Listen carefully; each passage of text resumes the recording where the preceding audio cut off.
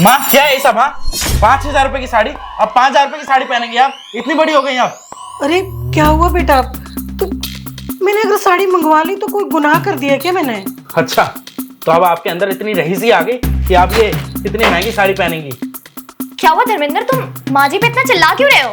अरे देखो ना यार, अभी बाहर डिलीवरी बॉय आया था, 5,000 रुपए की साड़ी मेरे को देके गया है। अरे माँ ने ऑनलाइन ऑर्डर कर लिया और मेरे से पूछा तक नहीं। खर्चा करने से पहले ये भी नहीं देखती कि हम उस खर्चे करने के लायक हैं कि नहीं। बेटा क्या क्या बोले जा रहा है तू?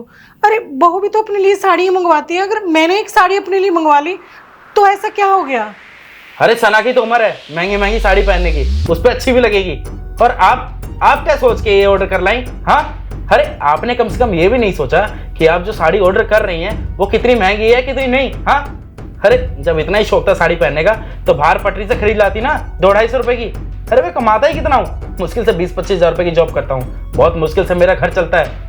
आपको ये भी नहीं दिखता, मेरा कोई बिजनेस नहीं है, कोई 2 नंबर का काम नहीं कर रहा जो लाखों करोड़ रुपए कमा रहा हूँ मैं। बड़ी मुश्किल से थोड़े से पैसे कमा रहा हूँ और उसी से गुजारा चल रहा है इस घर का। अरे धर्मेंद्र, तो क्या हो गया अगर माँ जी ने साड़ी ले भी ली तो? उनको बहुत अच्छी लग रही थी, इसीलिए मैंने कहा कि उनको ले लेनी चाहिए वो साड़ी। तुम इतनी सी बात पे इतना गुस्सा क्यों कर रहे हो? अरे क्यों भाई, क्या जरूरत है इनको 5,000 रुपए की साड़ी खरीदने की? हाँ, वो भी इस उम्र में। और वैसे भी इनको जितने भी अपने शौक पूरे करने थे ना, ये अपनी उम्र में कर चुकी हैं। ये कोई शौक पूरे करने की उम्र नहीं है इनकी। साधारण जीवन जियो आप। और हाँ माँ, आपको 2 वक्त की रोटी मिलती है ना इस घर के अंदर, वही काफी आपके लिए।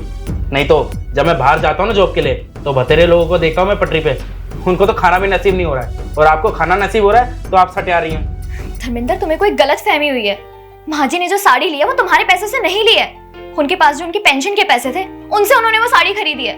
बल्कि मैंने तो कहा था माँ जी से कि आप मेरे कार्ड से पेमेंट कर दीजिए, लेकिन नहीं, उन्होंने मना कर दिया साफ साफ।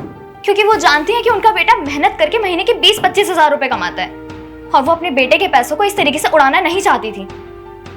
तुम खामा में उन पर इतना गुस्सा कर रहे हो, और तुमने जो आज किया है ना माँ जी के साथ, वो बहुत ही ज्यादा गलत किया है। अरे मुझे एक बात बताओ, माँ जी तुमसे कभी कुछ मांगती है क्या? नहीं ना। उनके पास जो पेंशन के पैसे आते हैं वो भी तो वो हमें घर खर्च के लिए दे देती हैं। वो अपने लिए कभी कुछ नहीं लेती, ना ही तुमसे पैसे मांगती है अलग से। पहली बार उन्होंने अपने पेंशन के पैसे से खरीदा था कुछ, और तुम इतना गुस्सा कर रहे हो उनके ऊपर। और वैसे भी अगर वो तुम्हारे पैसों से भी कुछ ले लेती तो क्या चला जाता? वो तुम्हारी माँ है धर्मेंद्र, तुम्हारा फर्ज बनता है कि तुम उनका ख्याल रखो, उनकी जरूरतों को पूरा करो। पर तुमने तो आज जो किया है ना, शर्म आ रही है मुझे। आज एक साड़ी लेने पर तू मुझे इतना सुना रहा है?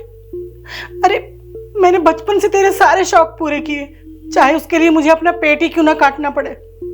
तुझे याद है, तुझे बचपन में एक साइकिल पसंद आई थी, तेरे पापा ने साफ इनकार कर दिया था लेने से। मैंने उनके खिलाफ जाके तुझे वो साइकिल दिलाई, और तू एक साड़ी के लिए आज मुझे इतनी बातें सुना रहा है, यहाँ तक कि तूने मेरे हाथ से खाना तक फेंकवा दिया।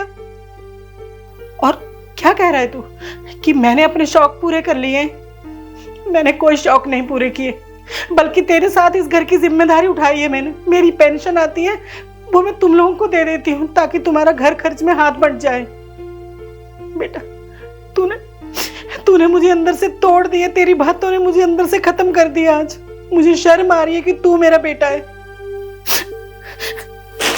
ये साड़ी, इसके लिए सुनाई ना तूने इतनी बातें, ये ले वापिस कर दे इस साड़ी को, नहीं चाहिए मुझे साड़ी। माँ मेरी बात तो सुनिए। सना